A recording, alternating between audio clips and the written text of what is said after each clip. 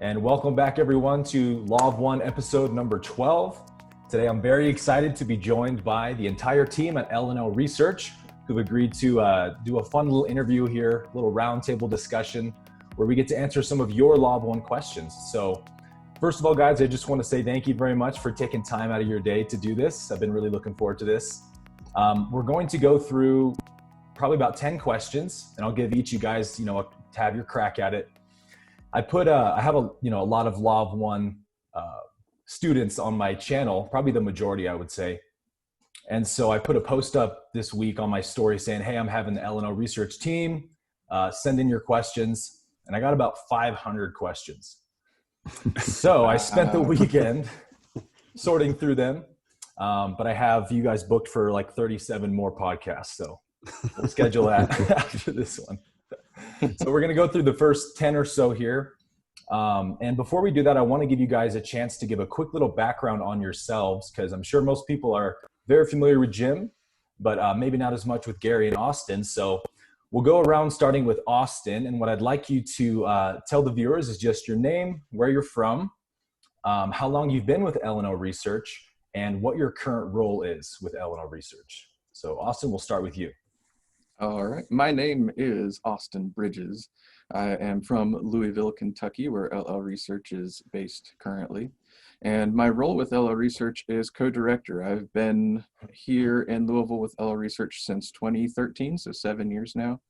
I started as administrative assistant, and Gary and I basically run the office and do all the day-to-day stuff, and then gradually more and more big picture stuff started coming onto our plates. And just recently we both agreed to share the titles of co-director. Gary offered to share title of co-director with me because he was here long before I was. Very cool. Thank you. Gary, you're up. Thanks so much for the structure of those questions, because otherwise my brain would be deep in freeze right now. So yeah, my name is Gary Bean, and I joined an event at Jim and Carla's in 2002, wherein they were interested in starting spiritual community. So I received an invite and leapt at the opportunity and moved in with them shortly thereafter. And in 2006, Carla was overwhelmed with the operation and wanted to focus on creative work. So she asked me to be her administrative assistant. And I took that role and eventually began kind of running the operation. And then Austin joined, and as he described, he and I became co-directors. So yeah, we operate LLRESEARCH, and like the other two guys, I am from a place that the rest of the world knows as Louisville, which we know as Louisville. And I love the Law of One, and I am 85 years old. I don't believe you. Now, you guys have a podcast, a YouTube channel. You guys put out some regular content, correct? Yeah, we have it used to be a bi-weekly podcast, but now it's a podcast basically whenever we can squeeze it in. It's called the Law of One Podcast. You can find that on our website. We also put out some content on our YouTube channel. It's been intermittent in the past, but we're getting more regular with it. And typically, under normal conditions, we'd have more regular channeling transcripts published to our archive site. Formerly, it was every week. We were channeling every week, but since the pandemic situation started, we've been sort of on hiatus, and we're looking forward to starting again, hopefully in the near future. And we, Austin and I, and now Trish, keep a report on all the happenings at LLRESEARCH that we post every 2 weeks, called creatively the Blog Worthy Report. And then Jim writes daily that's your prompt. Camelot Journal. Well, I guess, Jim, we'll go ahead and turn it over to you. I know that, probably every single Law of One fan on my channel has seen our interview from last month. But if you are the one outlier who maybe hasn't seen it, I'll post a card up here. In that interview, Jim gave a really great background on how he found LLRESEARCH and came to be a part of the channeling sessions. So Jim, I won't make you retell your whole story there, but can you tell us kind of what it is that you do as the head of LNL on a day-to-day basis? Well, as Gary said, I comment on the raw contact questions and answers. There are 2,600 of them in 106 sessions. I started about 5 years ago, and I take 1 or 2 questions per day. And I try to illustrate what Don and Ra are talking about with other information in another part of the same contact that refers to that. Because with that many sessions, we had a chance to cover energy centers a number of times, the densities, the archetypical mind. So Ra, if you asked them a question once, they would say a certain thing, a certain response. You asked a similar question later, they would give you more information. So I try to give a broader picture of the nature of the type of information we got from those raw in the Camelot Journal. And Carla started that back in 2005 when she was in England. So that's where the name Camelot came from. She just wanted to let people know what was happening at LNL Research on a daily basis. So I include what I do in the yard. I garden a lot. That's usually last weekend would have been our homecoming. Every year since 1995, we've had a homecoming for people to come join us, usually about 40 folks. And sit, back behind the garage. There was an open area with a tent, and I have a lot of fun. I've had all kinds of garden flowers, mostly is what I raise. And I take care of the house, as a house and grounds. I'm in charge of that, keeping everything clean. And then I try to have a meeting with Gary every now and then in Austin to discover more of what's going on in the office, because it's been a while since I've been in the office, since those guys showed up and do such a great job.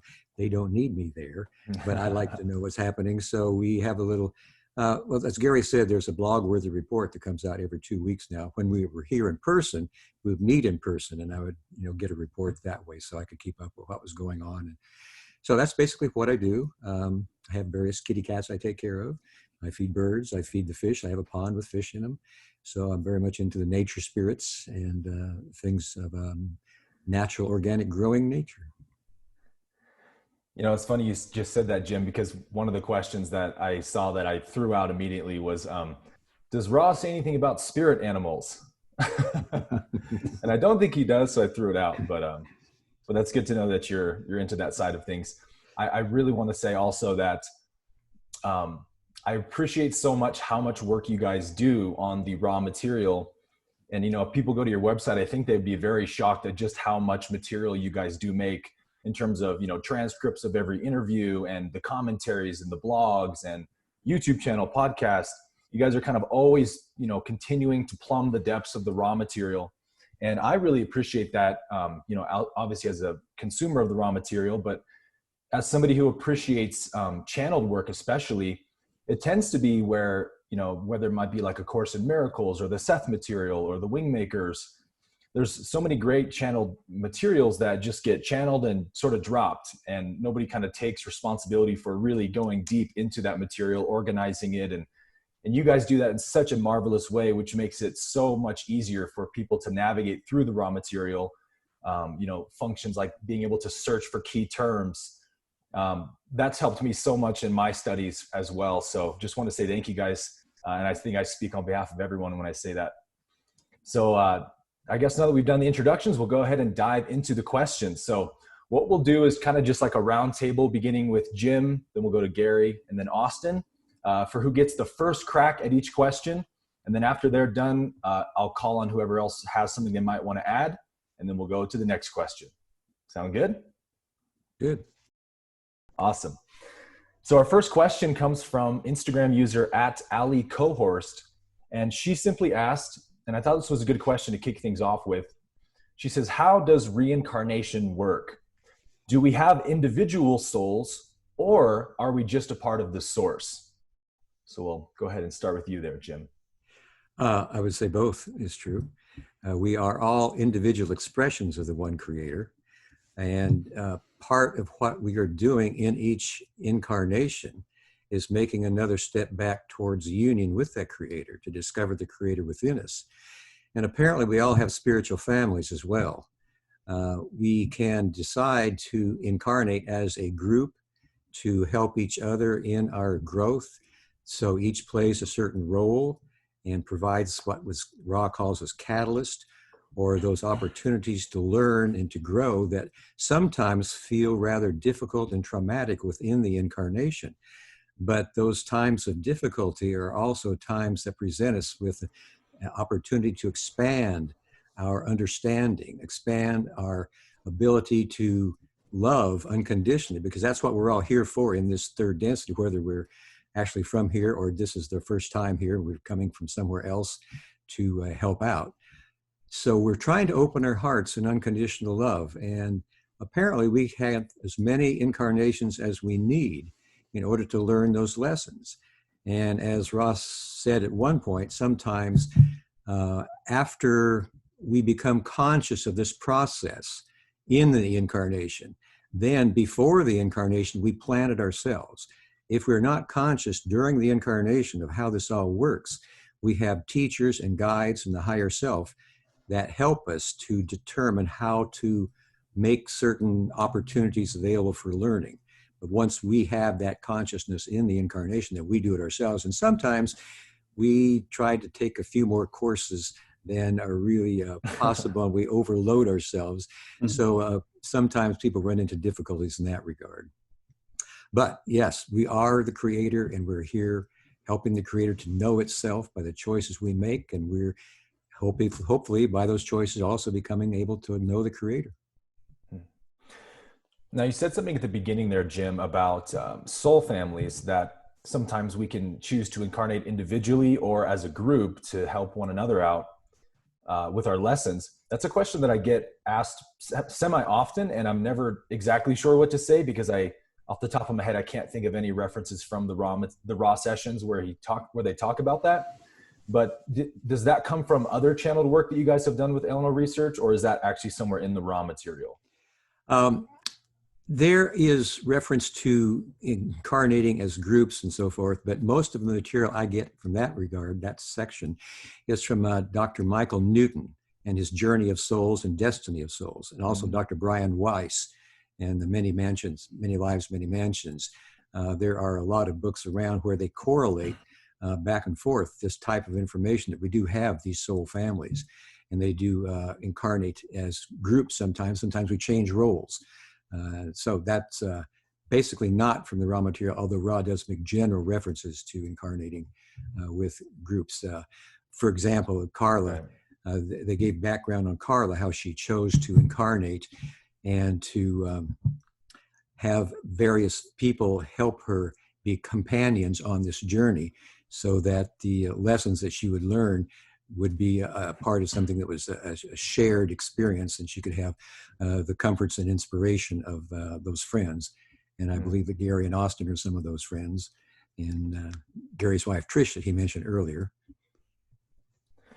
Yeah, I believe there's a session where Don asks Ra if, I think Ra might say that the three of you were, I don't know if he says a soul family, but sort of agreed to come into this incarnation for that purpose. Is that correct?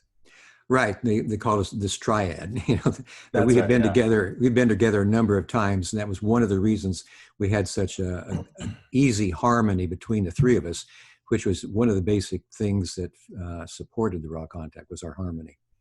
Right, right. And you mentioned the Brian Weiss, Many Lives, Many Masters book, incredible book. I read it twice. I enjoyed it so much.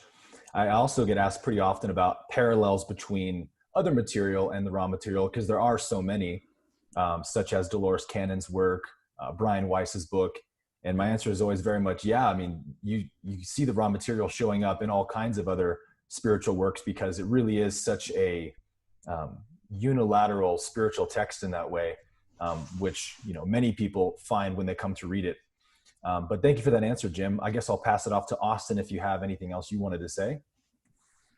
Yeah, I really liked Jim's answer. There are sort of 2 points just to augment or really reinforce what Jim was saying. In regards to the sort of spirit families, we do have other channeled material on our website. Aside from the Law of One, primarily the source is called Kuo. And Kuo has talked about the idea of spiritual families and reincarnating with similar groups. And I think an important point there is that sometimes we reincarnate with these groups either to help each other, to help seek together, or also sometimes to challenge each other. You have like a really contentious, challenging relationship. I think a lot of times that's something that was planned before the incarnation, because it's the challenge that helps the spiritual growth. And then in just the general concept of reincarnation, to me, that was one of the most compelling systems or ideas that Ra talked about, was this progression of reincarnation, where the original question that you asked was whether we are an individual soul or if we're just all part of one source. And Jim said both, which is true. But the idea that I really liked from the raw material was that we sort of gain experience, and we gain life experience as we progress through reincarnation, and then that also helps to progress us through to different types of experiences that Ra calls densities. And like Jim said, each experience sort of purifies us, or we sort of distill our spirit through these reincarnations until we eventually get back to the Creator. So it's one of the ideas that I found most compelling in the raw material when I first found it. I would certainly agree. Thank you for that, Austin. Gary, anything you wanted to add? Yeah, first, thanks, Jim, for saying that we're soul family. It really got the green ray going. I agree. And yeah, Austin and Jim covered the bases pretty well. I would just offer a couple of quick points, and that one really resonating and important factor for me regarding reincarnation is how it emphasizes the self-authored nature of the journey. That, you know, it may seem that we are subject to forces outside of our control in the course of the incarnation, but really we set the curriculum for ourselves. Prior to incarnation, we ourselves are determining what lessons do I want to learn. Am I going to learn this one, and that one? And all those lessons have as their ultimate aim the realization of self as the creator, on, as Austin was describing, this progressive journey toward the one. But in this particular density, all those lessons have as their function the making of the choice of service to self or service to others, positive or negative, so forth, which is another way to say that all those lessons revolve around love in one way or another, giving love, receiving love, balancing love with wisdom, and so forth. So that's what we're here to do, is to love, and reincarnation is one of the primary mechanisms of achieving that. And I guess, Gary, we're going to go ahead and give you the first crack at the next question. This comes from @OmNashi who asks, is the harvest an event or a process? Is the harvest an event or a process? Can I go with Jim's both? And pass it to Austin. Just want to cover my bases here. Yeah. So a caveat, please feel free to stop me if I stop making sense, because thinking on the fly is not my forte. But is the harvest a process or event? Good question. Thank you. I would lean toward process if I had to choose one of those two words. I mean, both could apply depending on how you contextualize it, but there is a lot of unknown about how exactly harvest unfolds, and there is plenty of room for interpretation and debate. But Ra just uses terms that seem to support both terms, both process or event. They describe a discrete boundary beyond which a new quantum level of reality is experienced, which they call the fourth density. At the same time, when Don asked about how this will unfold on planet Earth, Ra said, due to the volatility of your peoples, it's unpredictable. It could be anywhere from 100 to 700 years from now. So it seems there's like a participatory nature of the emergence of fourth density. Fourth density, Ra describes as happening like the striking of the clock upon the hour. So there's that discrete boundary again, but it emerges through the people on the ground, through the tuning into the vibration of love. And because our society is so fragmented and so aggressive and upset and angry and, divisive and not pointing the needle to that direction, we are, Ra's word, retarding the process. So it's only as the collective on the ground tunes itself to that fourth density vibration that the vibration then emerges. I'll stop there. Yeah, actually, I wanted to ask you about the comment you made about that 100 to 700 years. That's something that I've often wondered as well when Ra makes that disclaimer, what exactly they mean in terms of like what's the barometer for when we can say we're officially fourth density. And, in terms of the reference to the striking of the clock, I think, Ra's probably referring to like the actual, the astronomical sequence that happens, the orbits of the planets and everything being that kind of 25,000 year cycle. So like on a cosmic scale, it's very precise and accurate. But I think, in terms of our lifetime, our lifespan, it is very much appears to be more of a process or an unfolding. So Gary, what do you think Ra was inferring when they said the 100 to 700 year time period of that transition? I think that is a measure of the, I'll say, readiness of the planetary population for the emergence of fourth density. Ra indicates that the planet itself, just as you were describing, Aaron, is in that new section of galactic space. Right. Is in that new vibration of fourth density. So if our planet were ready right now, fourth density could emerge and third density would blink out. But because we're so volatile and the compass is just all over the spectrum, Ra indicates that we're slowing down the process more or less. And that even they, in their immense view, cannot say for certain that this is going to happen in 50 years or 150 years. Right. Does that answer your question?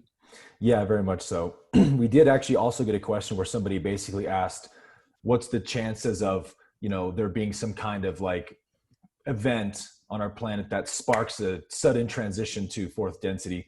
And I didn't put that one in here because Jim actually sort of answered that in our last interview.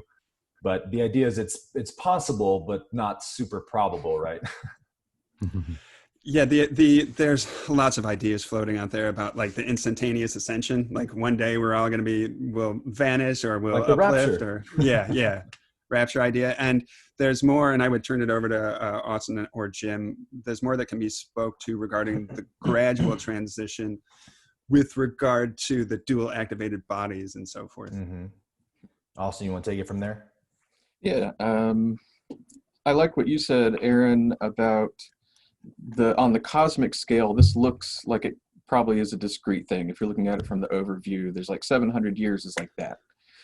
But when we're talking about our lifetime is, 70 to 90 years, that seems like a long time. So it's going to feel like a process. And I think one important aspect to talk about is that there is sort of an event that is happening with harvest in which the planet is now in a new sort of energy, and that creates sort of a pressure on the population of the planet to get to where we need to go. And through this process of reincarnation and densities, there's a third density population that if they're not ready for harvest, they will eventually reincarnate on another third density planet that is not Earth.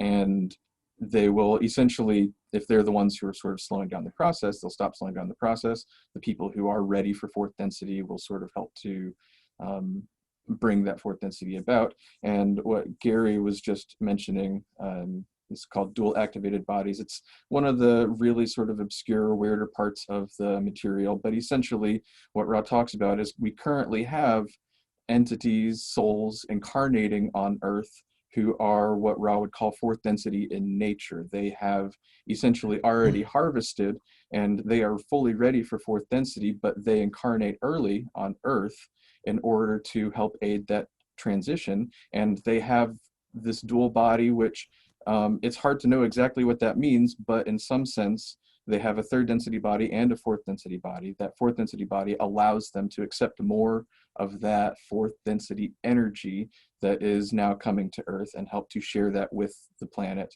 and with the population, and help to increase the harvest and help to transition us to that fourth density planet and society. And a final point on that is that Ra says eventually our bodies as a human race will essentially evolve to fourth density bodies, what we have right now being third density bodies. And that process happens through essentially evolution, but it will probably similar to, you know, the instant versus the gradual thing from a cosmic scale. It'll be a very quick evolution, but will likely happen over hundreds of years. I'm glad you made that description of the dual activated bodies, because that's also been one of the more obscure passages for me to understand.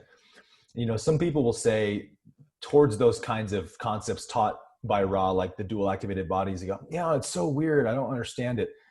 And to me, that it feels almost more validating of the material, in the sense that, man, this is a weird universe, right? Like, how many things does science discover that we just go, what? We had no idea reality worked that way. And so I would expect a text that's truly coming from a divine source, speaking of reality beyond our knowing, that it would be stuff that we'd go, whoa, I didn't know it worked like that, you know? So I appreciate your explanation of that. And I would also say, maybe you can give me your take on this. Maybe we could say to this question that from the cosmic scale, the harvest is an event. From the human scale, it's more of a process. Would you say that's accurate? Yeah, I'd say that's probably how I would see it. And just to reinforce or to talk about your other point that you were saying, that there's so many like intricate mechanics that Ra talks about. In my personal view, those are very secondary to like this very central core spiritual message of love that Ra talks about. Yes. All of these mechanics are sort of surrounding this message of love and spiritual evolution and opening the heart that I think is really central to the material. And it's really engaging, especially for like nerdy people like me. There's so many little details to like work out, but the core of the message, I think, is love. Yes, I would totally agree with that. And I think that's one of the things I love about the way Ra expressed the law of one in those sessions, is that they often would say, you know, this material is not important to us, but they wanted to honor the free will of the questioner. And I think if Donna had wanted to ask them about peanuts, they would have sat there and talked about it. But they really wanted to talk about that message of love and oneness and service to others. And I think that comes across so beautifully. I'll kick it over to Jim if you have anything you wanted to add there to that one. Well, Don asked what the condition of the planet was regarding fourth density back in 1981. And Ross said, well, the planet itself was in fourth density. It's a fourth density planet. But the population was at various stages of evolution. And there were many that were still in the orange ray, some in the yellow ray, and some were making their way into the green ray. So Don said, well, how long has it been fourth density? And Ross said, well, it was about 45 years ago. So that would mean that in around 1935 is when the process began. So we're roughly 75 years into it right now. And I would say that also for individuals, it's not only a process, but also an event. The event is when you pass from your life, do what we call die. When your body dies, you drop the body and you move into larger life. You walk through the light. You walk into that light that is provided by beings beyond this octave of existence. And this light is what measures your ability to move into the fourth density or not. When the light grows too glaring, then you step aside. And the point at which you have stepped aside is either third or fourth density. So every person that is going through the death process now is going through the graduation. And there is an opportunity for those who haven't quite made it to come back as soon as possible to make it, because there's what Ra called the seniority by vibration for incarnations. Those who have the best chance of making the harvest in the time there is left are the ones who are given the priority for coming back as soon as possible in order to make it. Because if it would be a waste of that time that is left to have somebody that has no chance of making it to come back. So, wow. For example, that's why General George Patton, died when he did, so he would have a chance to come back and make it, is what Don got from Ron of that. So wow. It's both a process and an event for us as individuals, and it's basically a longer process as a planet. our planet itself, Mother Earth, is already there, beckoning her children to come with her. Mm-hmm. Wow, that was a light bulb moment for me. I guess I had missed that teaching from Ra in the raw material, and it made me actually also think of this question. I've often heard people say, if the planet's in fourth density, as Ra said, that implies that at least 51% or more of the humans on planet Earth have achieved a service to others, polarity, or what have you. Is that how the planet's density happens, or are there other factors outside of just the collective's vibration? Well, Ross suggests the planet itself was fourth density, and there is an interaction between planetary entities such as our Mother Earth and the population of the planet. But the population itself has not made the fourth density as a group. As I said, individuals are making it. So the planet is there and waiting for the population to, as Gary said, point the needle. And is there some event that could ever happen? We always are hopeful that perhaps this great catalyst is happening all over the world now with the worldwide pandemic, demonstrations for racial equality, the terrible burning of the fires in the western part of the United States, and in Australia has happened as well. Yeah. All of these catastrophes are opportunities for us to be of service to each other. And if we could all grasp that point in our hearts and in our minds and dedicate our efforts to doing that, that possibility of that one fine, strong moment of inspiration is greater and greater. And in my personal opinion, that is why all of this is happening, because time does grow short. In the overall span of time, 700 years is a very brief time. Mm-hmm. And so we need to take advantage of these opportunities. And that's why those doubly activated entities are coming here, because there's a great chance to be of service. They see that as a wonderful opportunity before the incarnation. Wow, look at all the chances to serve. And then you get here and, oh my goodness, what happened? What am I going to do? This place is a mess. Yeah. But eventually, through working together, through meditation and through inspiration, people can come together. And I see it's happening here and there. There's places around the world where there's, I believe, fourth density is already being expressed. Yeah, wow. So the density of the planet then is very just kind of mathematical in terms of the 25,000 year cycles. But Ra mentions, if the planetary population becomes fourth density positive, it can help magnetize Earth to that next density quicker, maybe on the second time around or what have you. So do you think that it's essentially planet Earth is going to transition into fourth density, whether or not we do as a collective, at least after 75,000 years, but she's waiting for us to point the needle to either polarity so that Earth knows what polarity of fourth density it's going to become. Is that correct? Right. Ross said this will be a fourth density positively oriented planet, and that its population is, some of it is already here, as I said, dual activating bodies, and working on that harvest to try to get more people to come along. Aaron, if I can, I think that you're asking what is it that determines whether the fourth density planet will be positive or negative? Yes. It's something of an extrapolation. I don't think Ross says it specifically. Correct me, Jim or Austin, if I'm wrong. But I think it is a function of the polarity of the population.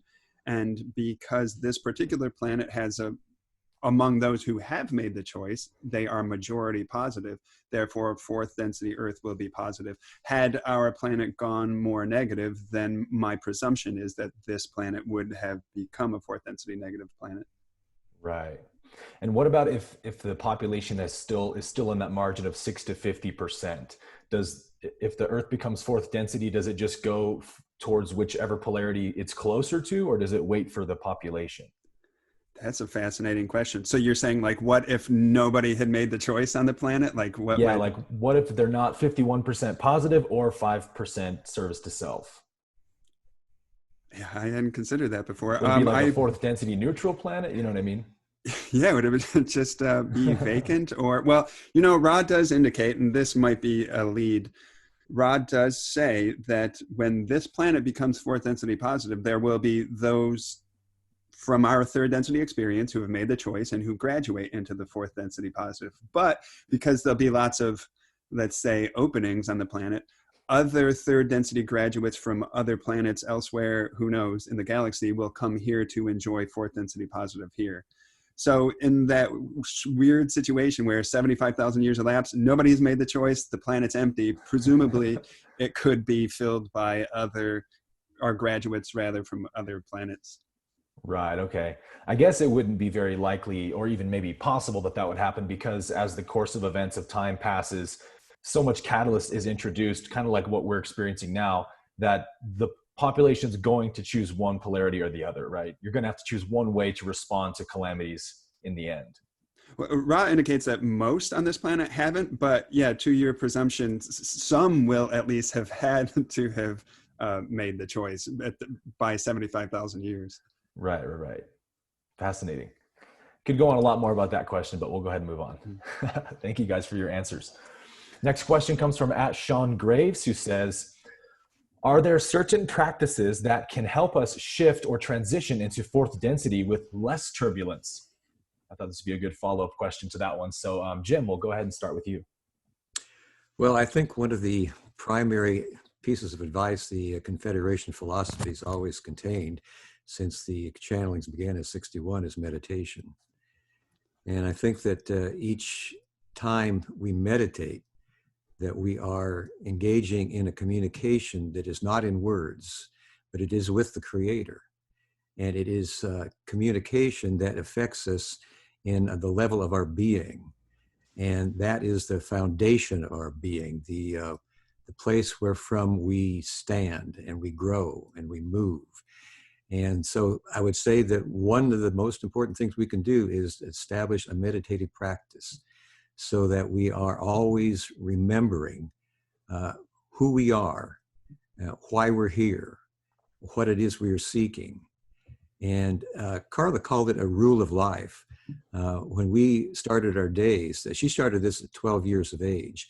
She would have a time of prayer, of reading the Bible, of singing, and so forth. And then when the concept of meditation came along in her late teens, when she met Don, she added meditation. And so she and I did that together for 34 years of our being together. And it's what she called a rule of life. It's something that you do every day to remind yourself of just why you're here. And then you go through your day, hopefully, with that to imbue the day and to remind you throughout the day that we're here to love each other, to help each other. And if there's any kind of difficulty we run into with another person, then there's an opportunity to share more of our heart, to share more of our reason for being. Gary, anything you want to add to that? Yeah, so was the question about how does an individual help to become the question was, magnetized? Are there practices that we can do individually to help us shift to fourth density quicker, basically? Yeah, I think like in terms of practices, there are any number. I would focus more on principles and essence, and say that, back to Jim was referencing Carla. Carla felt that like one of our primary missions in life was what she called the healing of the incarnation.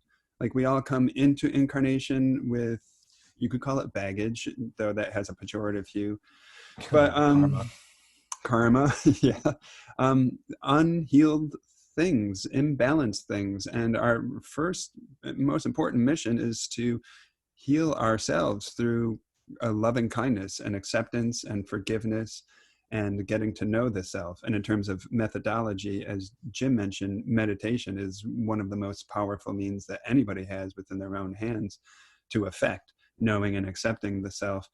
But the more that we heal ourselves, the more that we like directly heal the planet itself, because we are the planet. Our consciousness is interdependent with and ultimately one with the planet. So each time we open our hearts, we become like a light that shines into the darkness and literally heals the planet.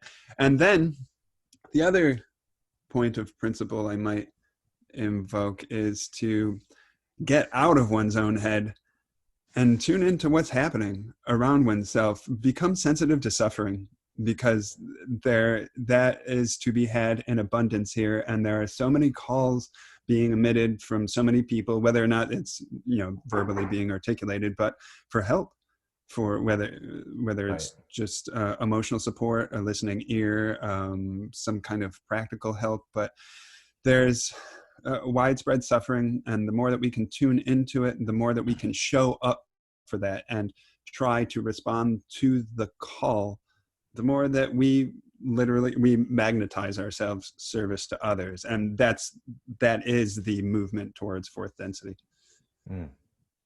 Well said.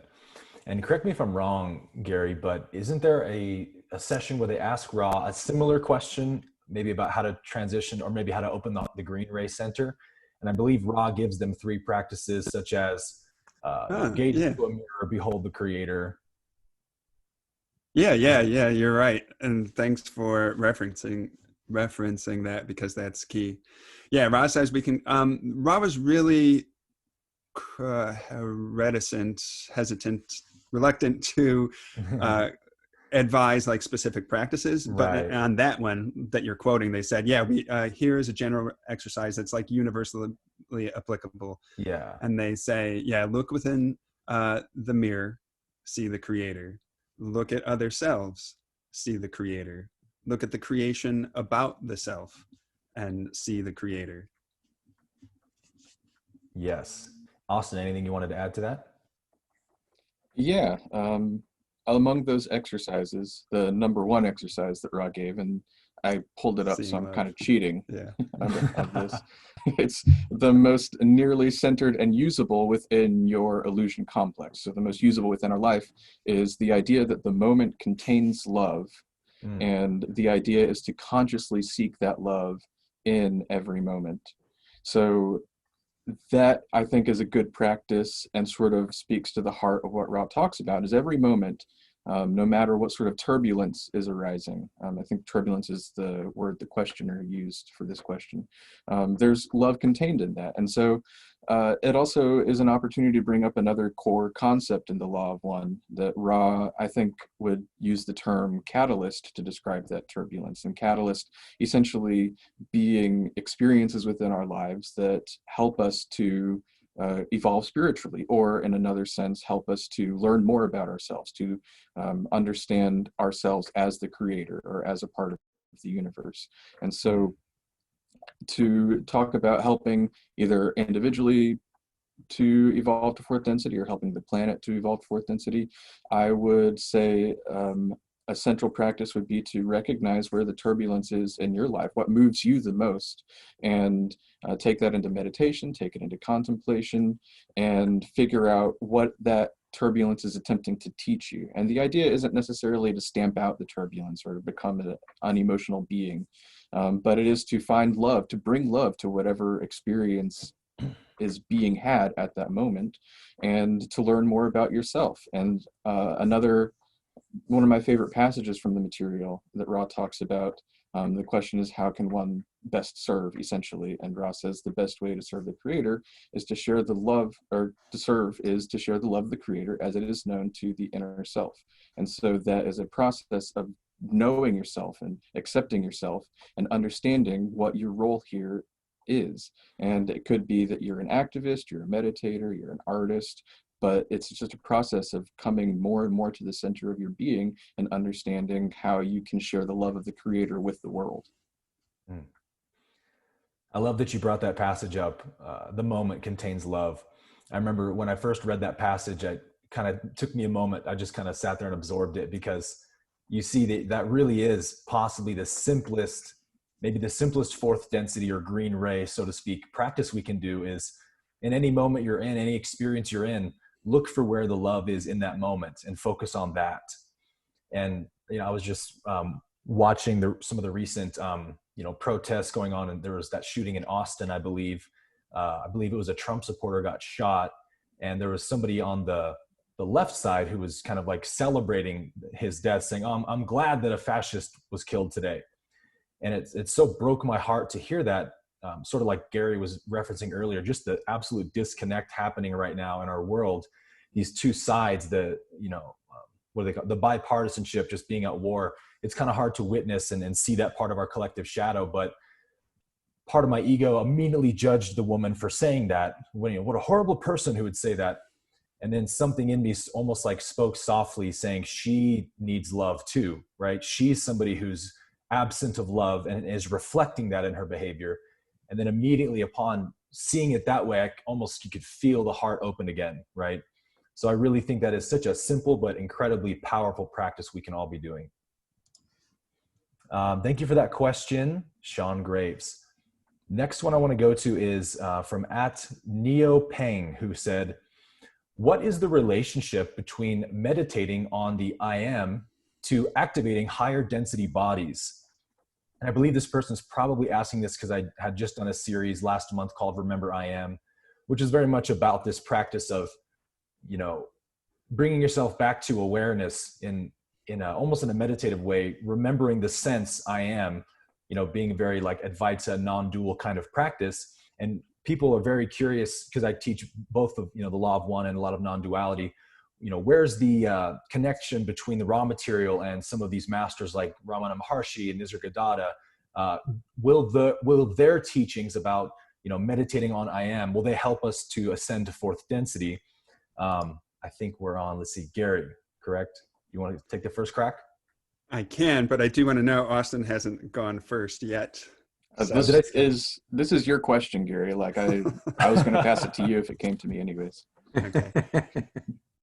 Perfect. Well, I can, like I was saying in email with you, Aaron, I'm, Ramana Maharshi is at the center of my heart. I think he is exquisitely congruent with Ra, and I have written about it. I'm going to write about it more. Truly, any non-dual mystical teacher, whatever their historical or cultural background, whatever century that they lived in, they are fully mutually intelligible with the law of one and with each other. The questioner, however, had a very specific focus regarding higher or activating higher bodies. Right. And that's like, I would love to riff on the congruency between Ramana Maharshi and Ra and non-duality and so forth. But in terms of the higher bodies, I'm not really qualified because I know so little. Ra says, I can give a quick frame and say that Ra describes how presently our physical body that we know and live in is the yellow ray activated body. And there is a green ray body and a blue ray and an indigo ray and a violet ray body. And those higher bodies are subtle. They're not physical. They're not chemical. Mm-hmm. And those can be activated and inhabited to a degree by the adept. Like how one activates those, and I don't know. And I don't know that they necessarily have a correlation to meditating on the I am and discovering the self as the creator. It may be a trick that the enlightened third density entity never really explores. Mm-hmm. I guess I'll throw in my 2 cents really quick about this topic of the higher density bodies. I think in terms of this dimension that we're in, this physical dimension, those bodies are only activated through the process of evolution, correct? So like we're currently evolving into a 4th density green ray body, but to have a 5th or 6th is going to take, many millions of years. Is that kind of how it works? Yeah, organically we will evolve into those bodies, but Ra indicates while within the 3rd density, we can, through evolutionary practices, also temporarily step into those bodies. But yeah, right. Yeah, I agree. You're correct. I think there's a fine distinction that is a little confusing in the material where Ra talks about the availability of like a green ray body, but that's not necessarily the same thing as the 4th density body that we will inhabit in 4th density. And so we have all these bodies that are like the indigo ray body, but that's not necessarily the 6th density body. Right. It's a confusing thing. It's some of those fine details that kind of just make you turn around in circles. Right. Well, I've always been interested in the link between, like in the Hindu tradition, they talk about, I believe it's 6 bodies that they reference: the causal body, the physical body, the astral body, right? And I'm assuming that those are probably the 7 energy bodies, maybe the 7th one being the crown. I don't know, but I think that the questioner might be asking, are those, like, if we open the heart chakra, that gives us access now to the throat chakra to be opened, or the pineal gland to be opened through spiritual work. And when we activate those energy centers, the body, the correlating body's activated maybe in like a spiritual sense, or maybe in an astral sense. Is that sort of your understanding of it? I agree with the questioner in your interpretation of the questioner's question regarding activating the subsequent centers, and maybe there being some kind of then availability of that body on the time-space level or something. But it is a separate discipline to use those bodies from merely activating the energy centers. Right. Okay, excellent. Anything you wanted to add to that, Jim? Well, not meaning to be a party pooper, but Ra also gave us a cautionary note about trying to move into the higher centers before the lower ones and the heart have been activated.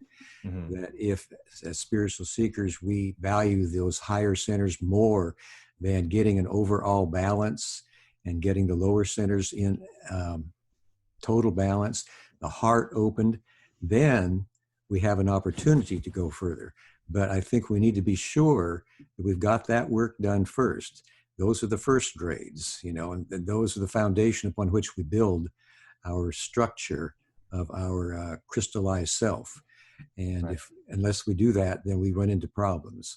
So once that's done, then with that cautionary note in mind, then I think that it's not exactly something that you get because you're looking for it. It's something that happens because you're continuing on your spiritual journey as you pre-incarnatively programmed it. And if you are successful in discovering what your lessons are, and you learn those lessons, then you can go further. But I think we need to be aware of that, of our lessons and of the overall balance, and not try to go too far too fast, because that might short circuit the whole process. Right. Doesn't Ra actually say that you don't have any ability to access blue ray or indigo ray abilities until the heart chakra has been opened? That's not exactly. Ra said they don't have to be open in order, but it is probably a good idea to try to do them in order, but some people don't. They mentioned that some people have, the balance is what's really necessary. The balance of all the energy centers, not have any one or try to get them all totally activated. That's very difficult. So the overall balance is what's necessary, because once we do go through that death process and walk into the light, in order to sustain the impact of the light, we have to have our lower centers, and especially the primary centers, the red, the yellow, and the blue, need to be in balance so we can take that light in and use it. So. Right. Yeah, and I think maybe that's why Ra refers to the green ray as the bridge between the lower and upper centers, correct? Because the bridge, and also it can become a springboard. Once we get there, then it's possible to move higher once we are in that heart area. Because in order to be in the heart area, we have to be able to see and love everyone unconditionally as the creator. And that requires a very conscious apprehension of the nature of reality and the nature of ourselves. Yeah. And to your point about balancing the primary centers, I think that's probably why that's kind of how we access the green ray, right? Because if we haven't worked out the distortions and the imbalances in the orange ray or the yellow ray, then we can try as we may to do work in the upper chakras, but the distortions in those lower chakras are going to keep dragging us back down through our suffering and whatnot until we work those out. And then we can have maybe more of a clear channel to the spiritual centers. Yeah. Right. Yep. You got it. Excellent. And actually that leads us perfectly into the next question, which was from @Sevenion, who says, how does fourth density negative work? How does a fourth density negative entity work? And I think to our point here about do we need to open the heart ray before we can access blue, indigo, violet? A lot of people have asked me on certain videos, how does a fourth density negative entity work in blue or indigo ray if they, Ra mentions how they see the green ray as being of no use at all, love as being useless, so they sort of skip over the fourth chakra. How does a fourth density negative being access blue and indigo ray abilities if they're skipping the green ray? And we'll go to Austin on that. That's a very good question. I think the simplest answer is sort of just through brute force of will. If we're looking at the energy system and the chakra system, Ra describes the energy body of the fourth density negative entity as the lower three centers not being crystallized, but being muddy. So they activate them and they work within them, but as a positive entity, what we're basically attempting to do is crystallize them and sort of come into a flow with the universe and the creator. And that's this natural flow upwards towards love, where the negative entity sees love and turns away from it consciously, and instead uses these energy centers, which have to do with personal power, social identity, and things like that. And they're able to sort of brute force their way to bypass the heart chakra just through their sheer force of will. And that is why Ra discusses that it takes 95% dedication to service to self in order to graduate, is because you're omitting something that is natural to our bodies, to the universe, as this green ray energy center. And in order to do that, you just have to have such a concentrated power of will to work within those higher energy centers. So maybe a good analogy for that would be in the same way that, people on our planet today who are doing actions that are more service to self oriented, trying to maintain their youth in their old age, and sort of like to your point of denying the natural way of things through plastic surgery and all kinds of different medical procedures. They can sort of by brute force make the body into something it doesn't really want to be for a time, but you have to be extremely dedicated to doing that. Yeah, I think that's a good analogy. I'm always careful to attribute any sort of specific behaviors or type of person with the negative path specifically, but that is a good analogy to say that they're just sort of like forcing their body to stay younger, sort of like forcing yourself to access the indigo ray just through the lower centers instead of naturally reaching that bridge that you talked about. Right. Yeah. Jim, anything you wanted to add? I think you guys have covered it well. The quality that the negative entities do not utilize is the green, and they do not utilize faith. The faith in the unity of creation, because they do not see the creation as that which is already unified. They see the creation as that which shall be put in order through the force of their will.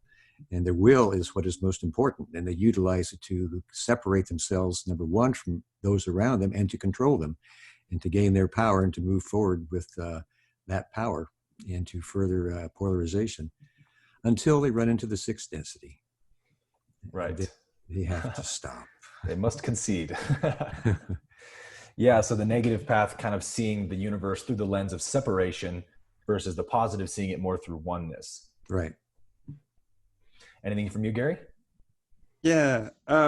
So in your analogy, you were describing like just accepting the natural aging of the body, and that brought to mind the dichotomy between the way the two polarities relate to the universe, because there is an inherent order and structure and process to the universe, and the positive entity is seeking increasingly to surrender to that order and to become a transparent instrument through which the creator and love and light can flow. Whereas the negative entity on the flip side is becoming opaque to the creator and is, by, as Austin was describing, the will of its own conscious directives, seeking to order the universe to its liking. And that ordering is necessarily a subjugation of the free will of everybody else, because everybody else has their objectives and designs about what they need and desire. But the negative entity instead seeks to subjugate and enslave the other self so that the negative entity can gain the other self's power and increase Yeah. the status of the negative entity. And then final point, you mentioned the Blu-ray and the negative entity, and it got me thinking about the different ways that negative and positive may use the Blu-ray. Mhm. And Ra does describe higher density negative beings as very wise. So they're full of wisdom, but they use wisdom differently than the positive entity. In both cases, say, like the positive and negative entity can look at another self and see the other self for who they truly are, or see beyond the personas, see what's really there.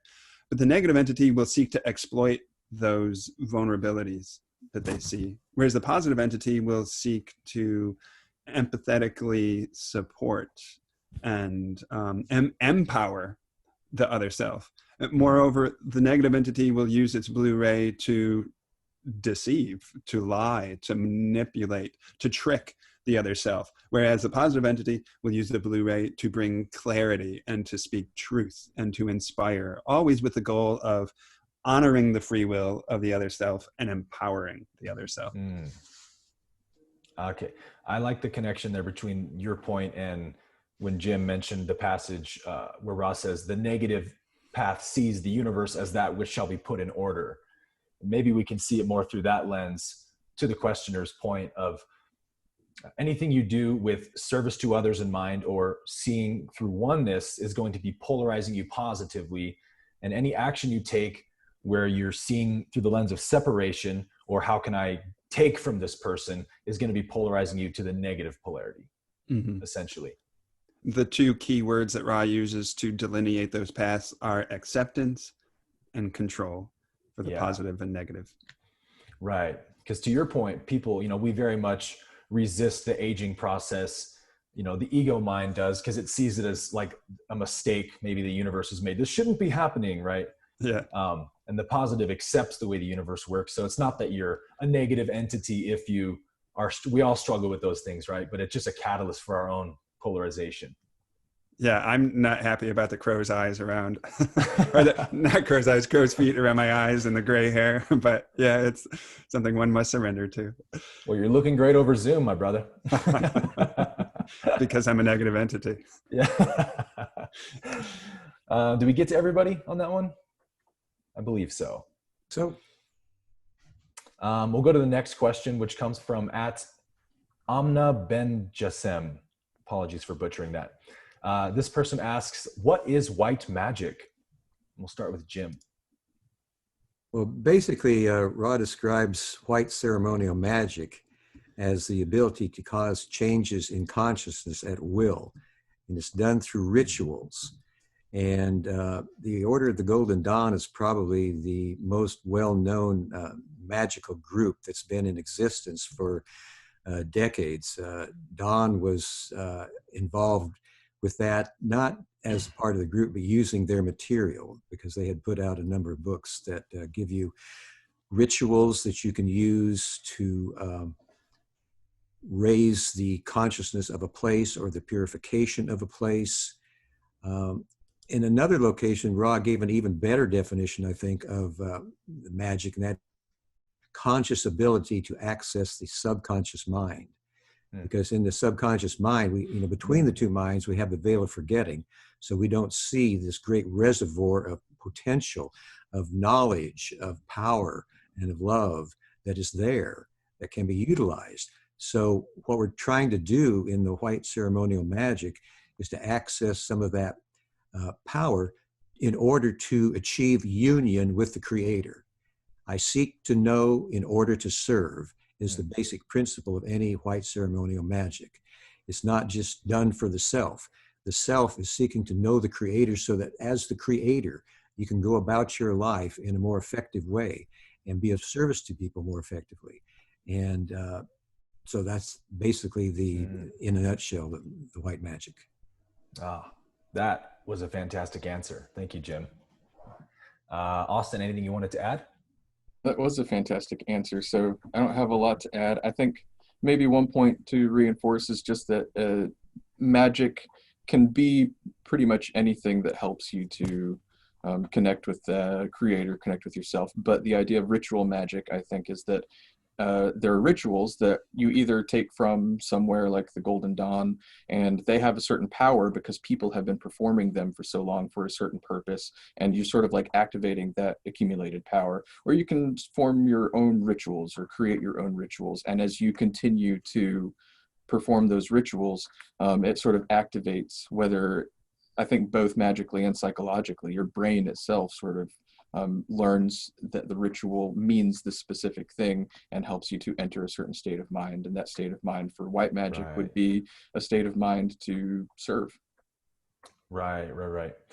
I think when many people approach the raw material and they read certain things like off first glance, like white ceremonial magic, they kind of just go, oh, what is this? What's going on here? Because I think it gives people this idea of like people in cloaks poking voodoo dolls or something. But maybe Jim can speak to this, but it's speaking to the ability to make changes in consciousness specifically. And I think raw just, they don't use verbal language in their density. So they're just kind of pulling from our language, whatever words they believe are most accurate to communicate what they're trying to communicate. But really, sort of like I believe raw encouraged Carla, or the group actually, to even wear certain garments when they were going to perform white ceremonial magic, maybe to get into that state of consciousness they're trying to access. Would you say that's correct, Jim? Yes. It's just like when you meditate, it's an idea to have the same location that you meditate in, so that you imbue it with that quality, that vibration of seeking, of being receptive. So the same with white ceremonial magic. You have certain clothes that you wear only for the magical procedures, and a certain place that you perform them. And sometimes the time of day is also helpful, although that was the least important, that Ross said. Right. And there are entities, as Austin was talking about, that on the inner planes hear the verbalization you make of the various rituals, and that's like a call to them to aid you. So if you are ritualistic and effective in your rituals, you are able to get this assistance from others who have already done what you're seeking to do, and who are there to aid you and anybody else who seeks that type of information. So all of this helps, the clothing, and they said a talisman or a ring that you would put on to invoke the magical personality. The magical personality is actually your higher self used for magical purposes. We didn't have a talisman, so we made a gesture of putting on, of drawing down to us the higher self, the magical personality, and we would put on that. And then it was important, especially for Carla, after finishing the ritual, to release it, to let it go, because if she had gone into trance with the magical personality in place, she would have been more vulnerable, because she was not an adept at that point. So we never did keep the magical personality after we did the banishing. We did the banishing ritual of the lesser pentagram to prepare the place of working and to purify it. And we always released that, because it's, Ross said, it requires a rigorous honesty, that if you think that you can hold on to that personality throughout the session, then it's well to do so. But if you have any doubt whatsoever, relinquish it and use your regular personality, because if you're not a magical adept yet, you're fooling yourself if you hold on to it. That makes a lot of sense. And I hear many people talk about the banishing ritual and things like that. And so, do they really have to do that? Is that really necessary? And I think when we look at it through the lens you're describing, we are mind, body, spirit complex. So, originally we're a spirit projecting itself into a mind, which projects itself to a body. And I think in terms of like accessing the states of consciousness we need to access to get into these higher states and do white ceremonial magic, accessing that state of consciousness can happen just by your environment, right? Like when I go to the gym, I'm in a very different state of consciousness, like let's get to work, than I am when I'm going to church or meditating or hanging out with my mom, right? Each person, every circumstance brings out a different quality of consciousness in me. And so if I put on, like to your point, the garment, or get into a setting with the incense and the altar, that, almost like back engineering, puts my body into a state which affects the mind, which allows the spirit to access that state. Yes, and I would like to add another point here. It was necessary for us to do not only the banishing ritual of the lesser pentagram to protect and purify the place of working, but Ra gave us a specific ritual called walking the circle of one that was meant to do the same thing. While Carla was on the bed, ready to go into trance, not yet in trance, Don and I would walk the circle around him saying, what is the law? The law is one, and so forth. Mm-hmm. And the reason we had to do that was because Carla was not in her body there able to challenge any entity wishing to speak through her, as she always did in conscious channeling. That's one thing that she provided to the channeling process.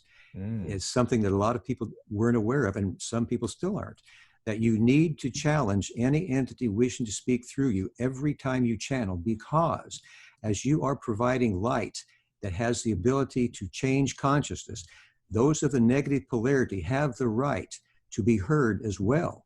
And they will attempt to speak through you, because if you are not aware of that, the positive channel can be lost and a negative channel can come in, mimicking the positivity for a while and then turning it so that it becomes negative. And so many channels have been lost over the years. Ra mentioned that very few were able to remain purely positive because they were not aware of that fact that thousands of years ago, when the third density began, there was a quarantine put on this planet because those of Yahweh brought those from Mars here and cloned them and did things to them to help them appreciate the law of one. Yet it was an infringement on their free will. So the planet was quarantined. And that quarantine basically means that anytime there's positive information that is given through any channel, negative entities have the right to be heard as well in some fashion. Right, right. And you will draw to you those negatively oriented entities that will try to take your power. That's what they do. So if you challenge them in the name of whatever it is in the heart of your being that you live for and would gladly die for on the spiritual path, for Carla it was Jesus Christ, then they have to leave. Because when you challenge in the name, like she did with Jesus Christ is right there with her, and they're not going to lie to Jesus Christ. Right. So you have to know that as a channel if you want to keep doing the positive work, because positive work has a chance of creating changes in consciousness on a planetary scale. So that's important to know. That is important to know. I appreciated that Carla mentions that in her book, Living the Law of One, about channeling, is make sure that you are challenging whatever entities you are channeling, because yes, the negative path will take every opportunity they can get. And that's, I think the Bible even says the devil comes clothed as an angel of light for that reason, or a wolf in sheep's clothing, right? It's like the negative doesn't present themselves saying, hi, I'm a negative entity, I'm here to manipulate you. But they're going to pretend like they're on your side. And if you're not polarized enough to sniff it out, you might get, depolarized by them in that way. And maybe that's, on the other hand, why challenging a negative entity in the name of something that represents love and oneness is what will help you differentiate that, because a negative entity would have to depolarize themselves to acknowledge love or oneness. Is that correct? Right. Fascinating. Excellent question. Thank you for that. Next question is, this was a more ambiguous one, but it comes from Christian D, who says, can you clarify what exactly thought forms are and if they have free will once created? And we'll start with Gary on this one. I believe there's a passage where they ask about, there's the cattle mutilations that actually are still happening and were happening back at that time in the 80s. And I believe Ross says something of the sort that thought form entities are doing this. And there's been some really interesting new developments at, it's a ranch in, maybe one of you will know, a ranch in like Utah or something, where these cattle mutilations are happening on a regular basis. And so much so that they're bringing like research teams over to investigate who is doing this. And they can't figure out any evidence of like human interaction because there's no blood anywhere. It's like almost like an alien has come and diced this thing up perfectly and left its carcass in a way that humans could never do with our technology. And I believe Ra attributes that to thought form entities. So Gary, could you say anything about that? didn't know that was still happening. I thought it was a thing of the past. That's really interesting to hear. So first I would note that the thoughts that transpire in our mind space are what Ra calls thought forms. They add the qualifier form. And in my interpretation, that is to indicate that thought itself has some level of substance or beingness or shape. Like anything that is manifest in creation is in the level of form. So I wonder if they add that term form because we tend to see thoughts as ethereal, as insubstant, of not having substance.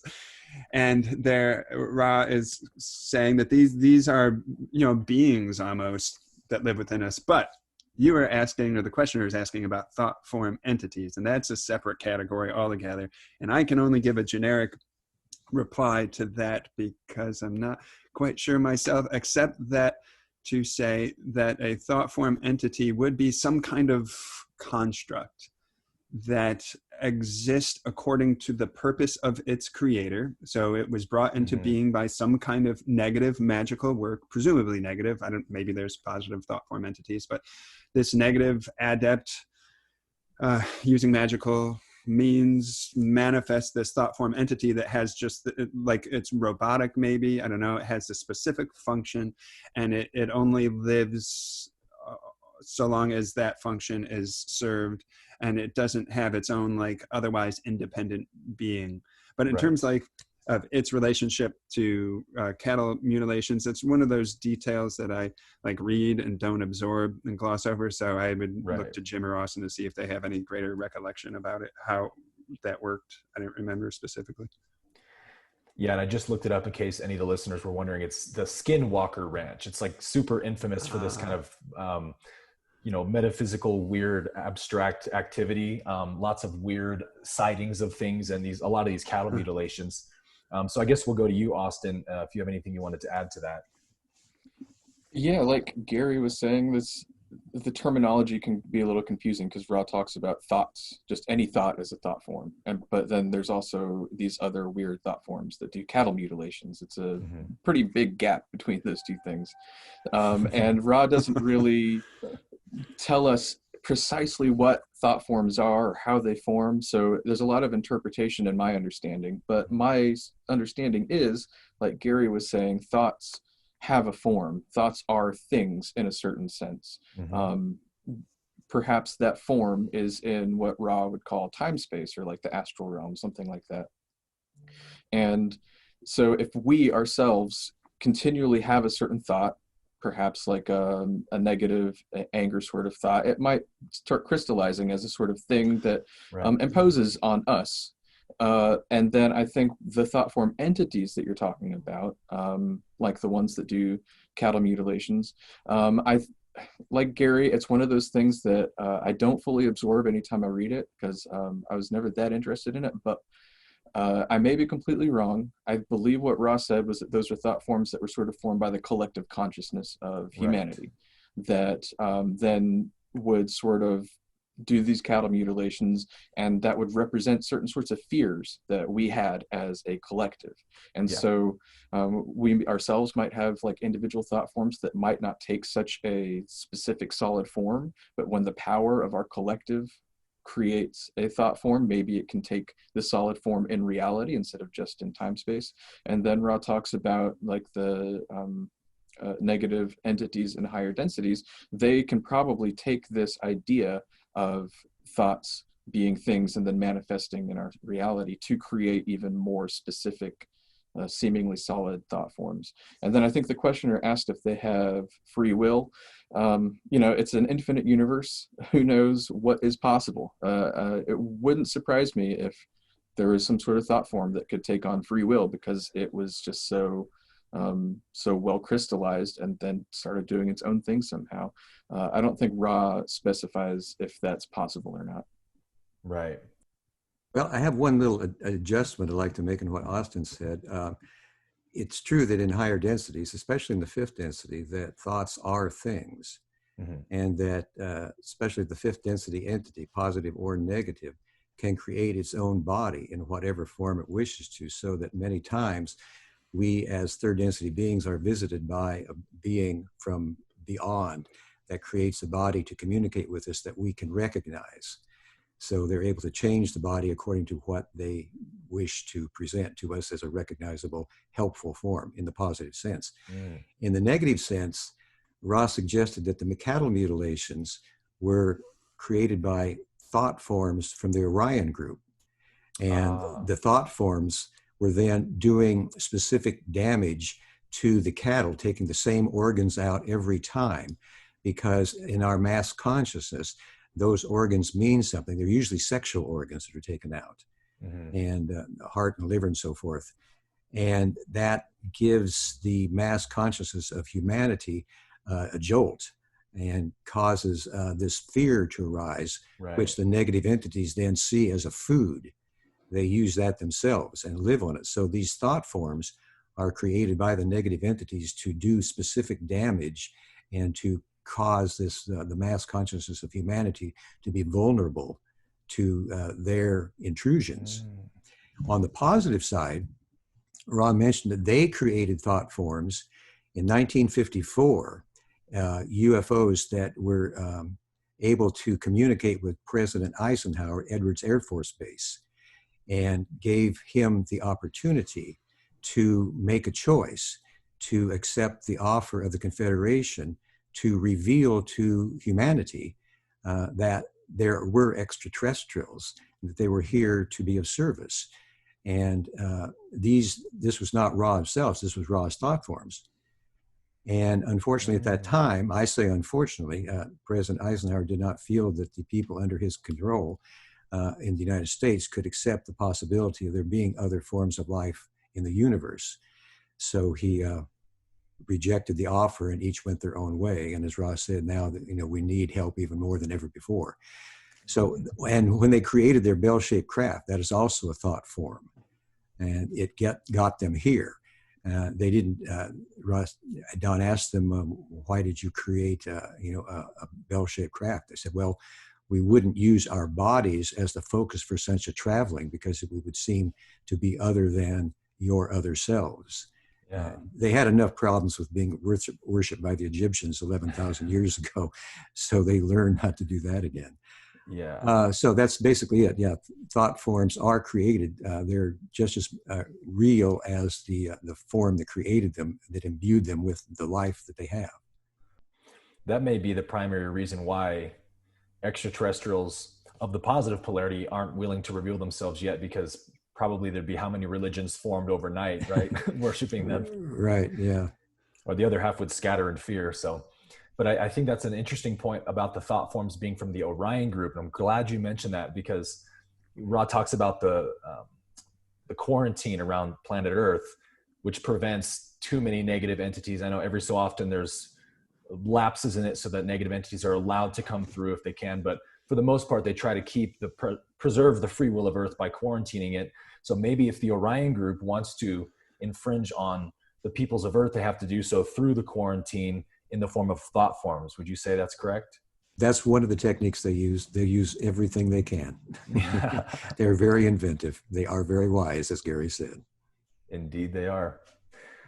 Was that everybody, or did everybody? I think so. Yeah, I think so. Okay, great. Last three questions here. This comes from @Alida, who asks, there's so much pain and misery in our world. Do we really need so much suffering for growth? I believe Austin is up first on this one. No. I don't know. That's a really good question.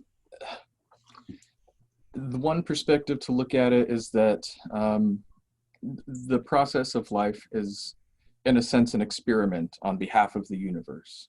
And to get into more of the strange details of the law of one, our sort of experience is set up by what Ra calls logoi, or logos, essentially sort of an intelligence that is represented as our sun within our space-time. And these logoi are essentially attempting to set up a system where the entities who incarnate into that system can spiritually evolve in an efficient manner. I've never fully understood why there was such an emphasis on efficiency, or getting entities to evolve efficiently. But this is sort of the process that's happening. Earlier logoi, they had a certain setup for how incarnations would work. They'd have their own archetypal mind and their own system of how experience generates catalyst, and that generates spiritual growth and things like that. And each one was an experiment, and it continually gets refined, more refined and more refined. And so what we have currently is just an iteration of that experiment. And I think that in a sense, this experiment has gone a little bit awry, because according to Ra, we have 2 planets so far that have destroyed the ability for third density life to finish its cycle. Mars and Maldek, which was what the asteroid belt is now. So is the amount of suffering and pain on Earth necessary? I don't think so. But if we take an even greater view of this process of experimentation, everything that happens is essentially a part of the creator. It's something that, if we look outside of time, is just part of the process of the creator experiencing itself. And for some reason, this is the experience that the creator has chosen through us. And that is a mystery, why this is necessary for the creator to experience itself. But it is sort of what we have. And I don't necessarily trouble myself with the why, or is it necessary, but instead just look for the love that I know is possible through this experience. And I think that we might know the answer to whether it's necessary at some point down the line. But I think what's more important is, recognizing the suffering that is here and trying to alleviate it, share love, and bring harmony to it. Yes. Yeah, Ra does mention how there needs to be a negative catalyst to motivate spiritual seeking, because I think, on other third density planets before the veil, there was just really no motivation for growth until they introduced the veil and the separation. So, I guess we could say some suffering in general is necessary for spiritual evolution, but maybe you would say we're making it a lot harder on ourselves than we need to.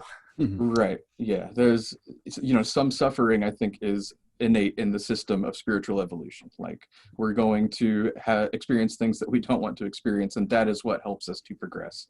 In that system of experimentation that I was talking about, that key was the veil that you just mentioned. Was at a certain point, there was a logos who inserted this veil of separation where the entities basically forgot that they were a part of the creator, and that allowed them to then create suffering. Essentially, they forgot that the creator was a thing, that everything is the creator, and then they were able to have enough free will to inflict suffering on others. And so I think that's a natural progression of what allows us to spiritually progress, because then we were able to make the choice between service to others and service to self. And it's that choice that allows us to progress.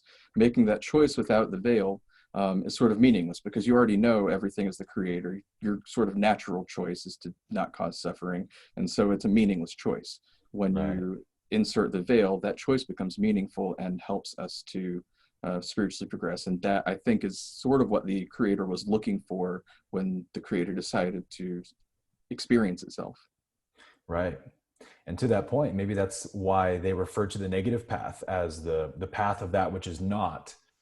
Because I think, ignorance can only arise in the absence of love, or the absence of the knowledge of oneness. That's the only way suffering can be created. So yeah, that veil opens the ability for the negative pathway to be inserted, I guess, right? Yeah, that makes sense. Anything you want to add, Gary?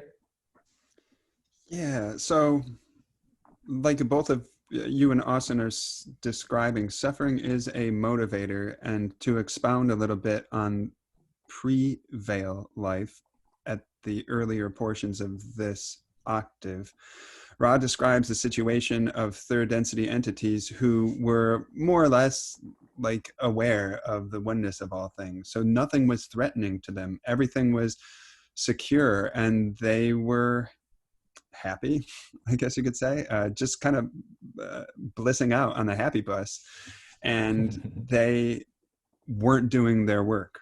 They didn't have that catalyst that galvanized them to seek higher and further and into the unknown. They were content. So it was that situation that motivated that early logos to say, like, I'm doing some interpretation here. Like, what do we do about this? Like, third density entities aren't evolving, and thus was invented the great veil that separated, or really created, the conscious mind and the subconscious mind. And the entity in the veiled condition perceives itself as alone, as separate, as different or other than the other selves around it. And in that condition, there's any amount of confusion that can emerge, or any number of ways one can hurt another or hurt themselves. So is suffering necessary? Like Austin was circling around.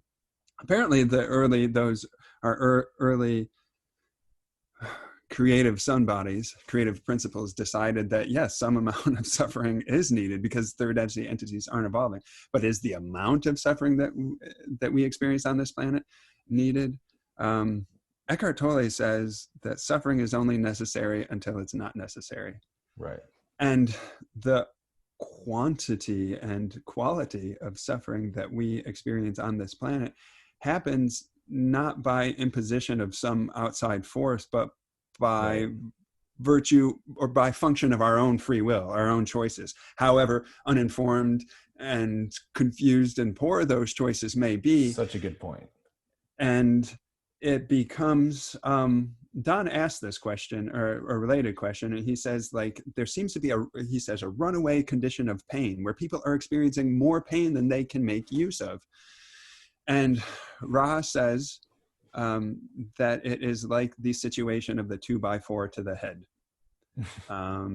And in other words, like, because third density entities are not making use of their catalysts, they're not making the choice one way or the other, like, the pain volume increases until something traumatic happens, until the 2x4 is smacked against the head. And many people can look back at their lives and see how maybe they could have been making a better decision for themselves or for their family or for somebody else, but they weren't, despite the warning signs, until finally a moment of trauma happens. Like, they get into an accident, they drink themselves into the loss of their employment or something, and they have that 2x4 to the head, and suddenly that's the wake-up call.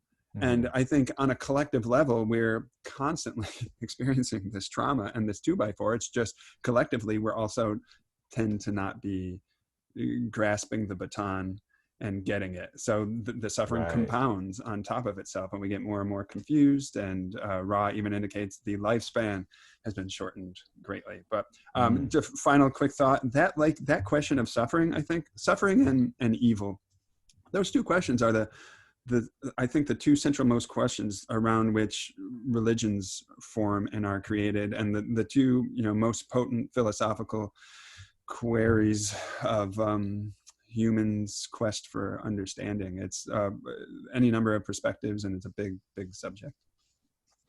Yeah, you make such a good point there, Gary, that we tend to see the amount of suffering we have on this planet as like, oh man, look how cruel the universe is being to poor planet Earth, right? Yeah. But what you're saying is, no, actually, when we see the perfection of all things, that it's really us who are making the universe deliver us this much catalyst because of our own level of ignorance, right? Right. Yeah. We made more efficient use of catalysts, a lot of the suffering wasn't inevitable. This suffering wasn't inevitable. It was could have been avoided had we made better decisions.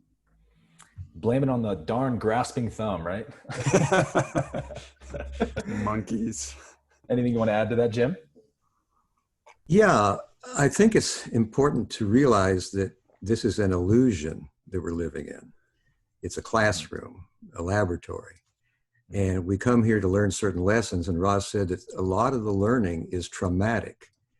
And it's traumatic because in order to carry more weight in our total beingness, it has to be traumatic. We have to be able to see that this is a real situation and not imaginary, that we have to respond to it as if it is real. Because, but like they said before the veil, nothing was traumatic, nothing was challenging. So the more that we can do in the way of taking in the trauma and seeing it in positive terms, the more we grow. Ross said that, for example, an entity may decide to program in the possibility of not taking another life, but having to either give its own life or the life of a loved one in order to live up to that choice of not taking another life. It's a very, stressful and traumatic situation. And it is something that some people do. They want to learn so much that they will program in something like that. But when they program it in, they know that this is an illusion, but it's an illusion that teaches. It has a purpose. And if we have enough of a positive attitude about using our catalyst and seeing love in every moment, we can see the traumatic situations also have love in the moment. And no matter how cruel the moment might be, we can still see positivity there. And Ross said there are very few people like that, but to a person like that, nothing is traumatic. All is a chance to see the Creator, to serve the Creator, and to open the heart in love. That's the ideal. We don't always get to the ideal. We most often fall short, but it's there. And if we can open ourselves to the love in the moment, or if we don't see the love in the moment, if we can put our own love in that moment, we can transform it magically. We can change consciousness, our own and others. It's possible. We can grow rapidly or slowly or not at all. It's all our choice. Yes, I love that point, Jim. And it also reminds me of the passage where Dawn asks Ra about what would be the reaction from a spiritually balanced or crystallized being to, I think they first use the example of like a bull charging them with the reacting fear. Right. And then it's something like if somebody is, being aggressive or hostile towards the balanced entity, do they feel the anger and then they balance it and respond in love? And Ra basically says, this is incorrect. To the spiritually balanced entity, there is no negative reaction. Right. Yeah, there's no emotionally charged situation. We cause it to be emotionally charged because we fear it. We don't have to fear it. It is our other self. It is the Creator. It is an opportunity to learn and live and love. Yes. And to our earlier point about the correlations between, non-dual teachings of Ramana and whatnot, that's very much what they teach as well, right? Is like we suffer at the hands of our own imagination and nothing more than that. Right. That's We're great. in charge. Last question we'll go to here, and this is a good one to finish up on, is from @Anna Batart, who asks, how important is it to stay in the neutral point of view in life? And we'll start with you, Jim. The reason I'm laughing is because at the age of 26, Don Elkins decided that people were being carried away by their emotions, both positive and negative. So he said, that's ridiculous. That's crazy. This is a lunatic asylum. I'm not going to do that. I'm going to be an observer. I will be simply an observer. I will be neutral. Now, in one respect, you can say, well, look what he accomplished, in that neutral point of view. But Ross suggested that indifference was not the way to look at our lives about us, if we want to use the catalyst, because to be indifferent or neutral about what's going on around us is to give it more power that eventually has to be balanced, because we have to choose. This is the density of choice. We go one way or the other, service to others or service to self. And now Don, of course, was totally service to others. And at his time, at the age of 26, he didn't know any better, but he was able to make use of that, not the best choice, and get to where he got.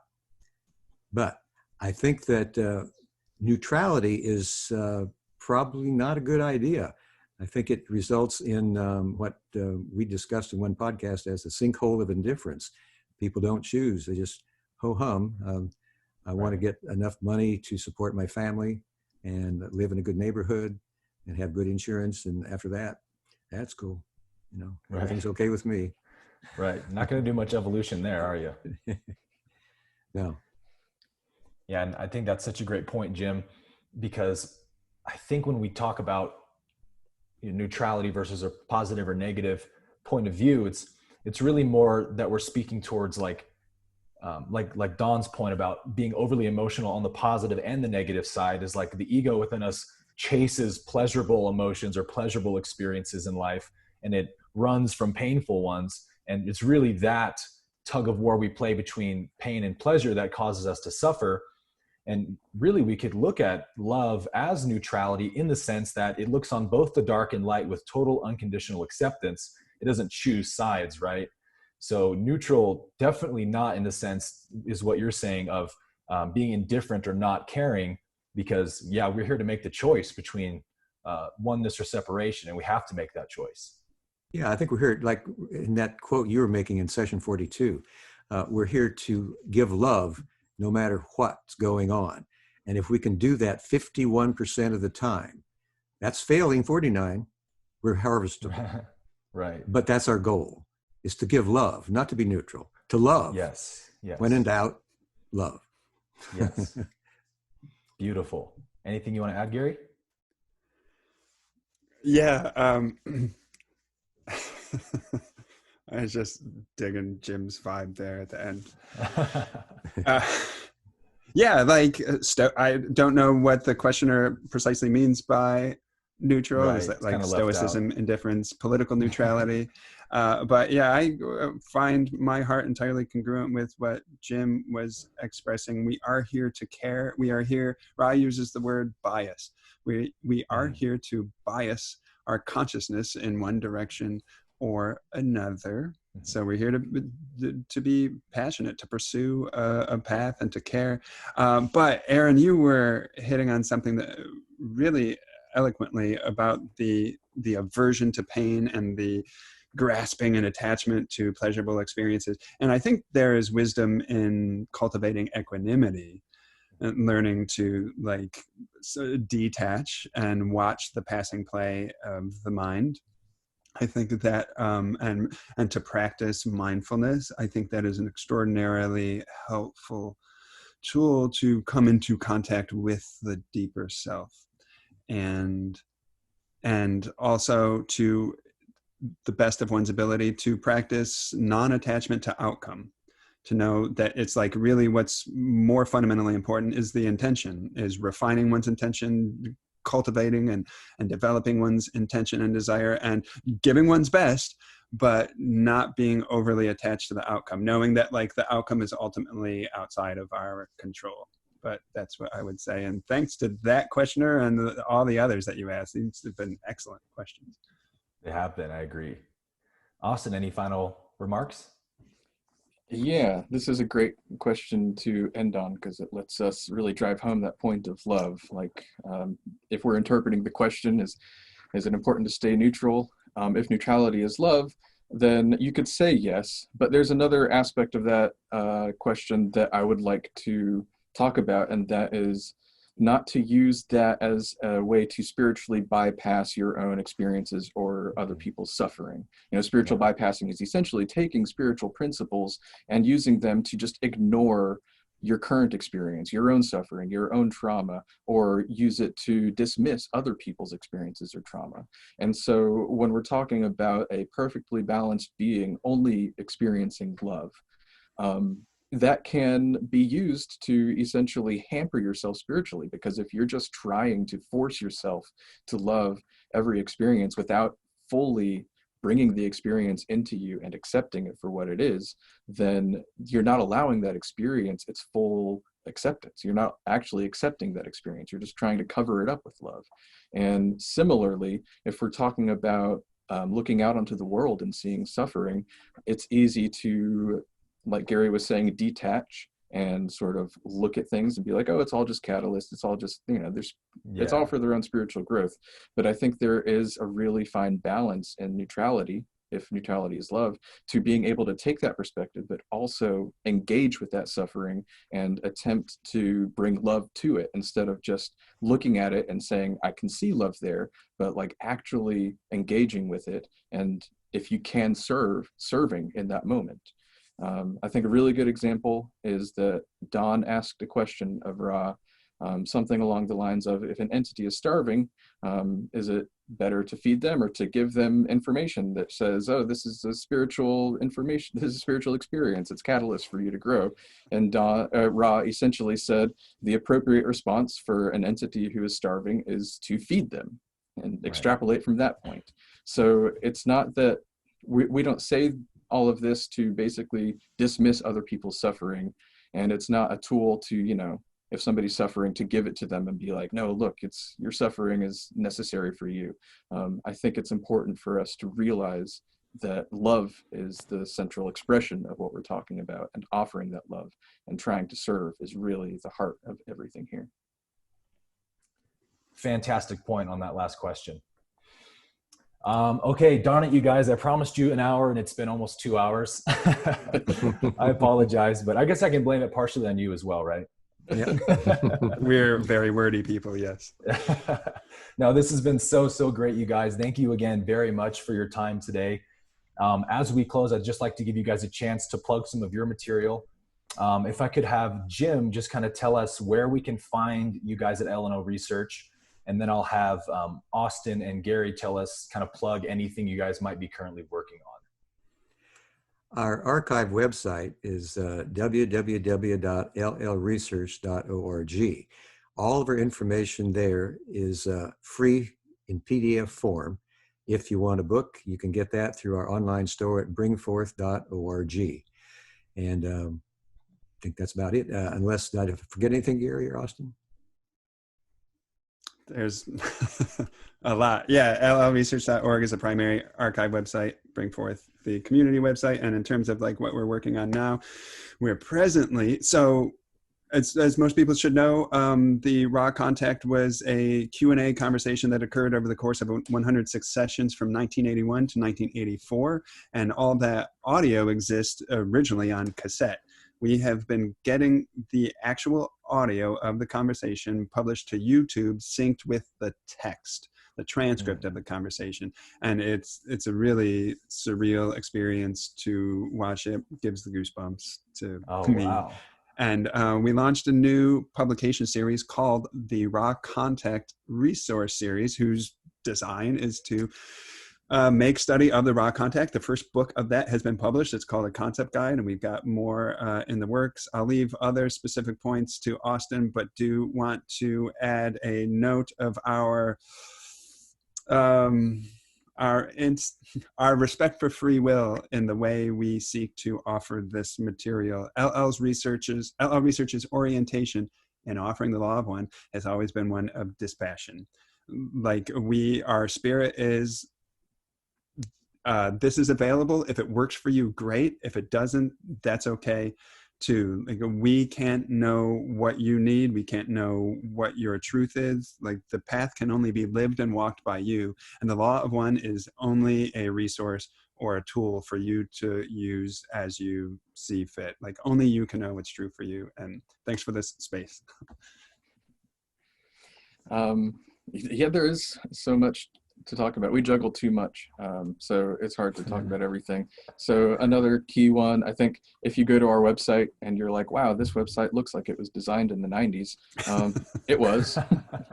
It was designed in the 90s, but now that it's 2020, we have a new one. We're sort of on the cusp. I'm cautious to say that because it's been a years-long process of redesigning and getting a new website going, but very soon, months away, there will be a complete redesign. And it's not just a redesign, it's a completely different way to interact with the material, to organize the material. It's going to be a quantum leap forward for our ability to maintain and keep the website and present the information. So that's a big thing that's in the works. We have daily stuff. Our Facebook, LL Research Facebook, is quotes daily. chosen, posted by Trisha. Same thing with Twitter. Trisha runs that. We recently got a Patreon going. We don't put any content behind paywalls like Patreon typically is. We just use it as a platform to share stuff that we do that you can find other places. But if you're interested in seeing what we share there, we have the Patreon. And gosh, just too much to really touch on. Big plug for a concept guide though that we just released. Gary worked hard on that for years, and it's a revolutionary tool for studying the material. Oh, wow. I'm definitely going to get my hands on that. And I think I speak for everybody when I say that I'm really looking forward to some of that stuff you're mentioning that you'll be coming out with soon. That's very exciting. I'm going to be putting all the links to everything you mentioned in the video description box below for everybody. So just once again, thank you guys so much. It's been an absolute pleasure, and I look forward to chatting with you guys again in the future. Thanks so much. We really appreciate the opportunity. It's been an honor. Yeah, thank you. We love you and all your viewers. And we accept your commitment to come on to our podcast. Accept it. Absolutely. Anytime. I'll be there. Thanks so you much, guys. Aaron, for having us on. This was fantastic.